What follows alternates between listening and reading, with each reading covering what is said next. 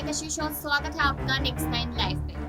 आज इस रिपोर्ट में बात करें हम ओपी राजभर की। बताते चले उनको लेकर ये खबर सामने आ रही है कि जब भी वो किसी के साथ मिलकर चुनाव लड़ते हैं, तो उसके बाद जब जैसे ही चुनाव के नतीजे आते हैं तो कहीं ना कहीं उनकी नाराजगी का दौर भी शुरू होता हुआ नजर आता है। क्यों?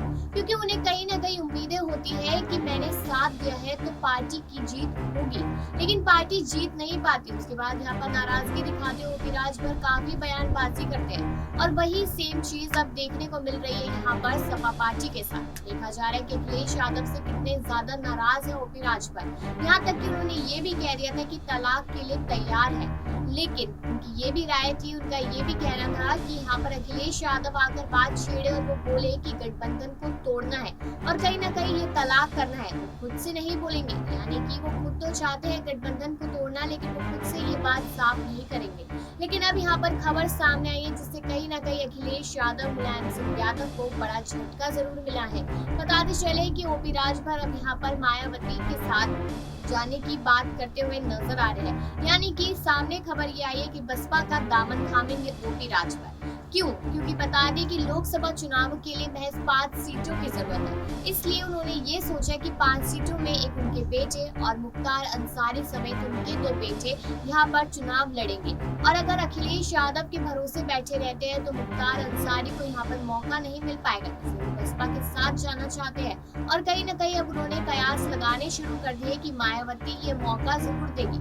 लेकिन इस बात से सभी वाकिफ है कि बसपा का यूपी में क्या हाल हो रखा है, किस तरीके से मायावती को अब यूपी में पूछा भी नहीं जाता। और कहीं न कहीं अब ये कहा जा रहा है कि जिस तरीके से मायावती ने द्रौपदी मुर्मू का साथ दिया है, तो कहीं न कहीं अब लोगों के मन में मायावती की जो इमेज है वो बेटर होती जा रही है, बेहतर हो रही है। और कहीं न कहीं इन्हीं सारी चीजों को लेकर ओपी राजभर भी अब मायावती का और उनकी पार्टी का दामन थामने के लिए पूरी तरीके से तैयार है। अगर आपको थोड़ी सी और जानकारी देते चले इसमें, तो बता दें आपको कि यहाँ पर राजभर और सपा के बीच लगातार खींचतान चल रही है। लेकिन कहीं ना कहीं ये भी कहा जा रहा है यहाँ पर कि अखिलेश यादव झुकने को तैयार नहीं है और इसी वजह से यहाँ पर सपा का हाल बुरा होता जा रहा है। अगर बात की जाए सपा की सिर्फ, तो देख रहे हैं हम कि कब से जब से विधानसभा चुनाव हुए उसके बाद से शिवपाल सिंह यादव के साथ क्या हुआ, उसके बाद अब आजम खान पे विश्वास किया गया, तो कहीं ना कहीं अखिलेश ने कहा कि लोगों पे विश्वास करना कितना भारी पड़ गया। और इसलिए ओपी राजभर को लेकर भी इतना ज्यादा बयानबाजी करते नजर आ रहे हैं अखिलेश यादव। लेकिन यहाँ पर सिर्फ और सिर्फ अखिलेश यादव साथ दे रहे हैं तो आरएलडी के नेता यानी कि जयंत चौधरी का,